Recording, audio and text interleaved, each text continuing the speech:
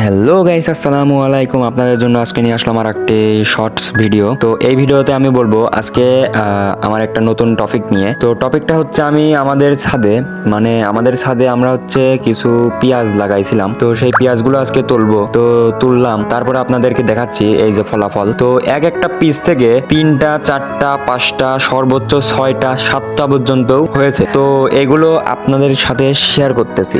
সম্পূর্ণ পিস তুলে পেঁয়াজ কাটার পরে সম্পূর্ণ পিস হয়েছে এই যে 2 ডিশ। তো এই 2 ডিশ পেঁয়াজ এর মধ্যে সম্পূর্ণ গাছগাছালি এগুলো ফেলে দিয়ে সম্পূর্ণ পেঁয়াজ কাটার পরে পেঁয়াজ হয়েছে 2 ডিশ। তো আপনারা যদি চান তাহলে ছাদে এরকম ভাবে আমার মতো চাষ করতে পারবেন।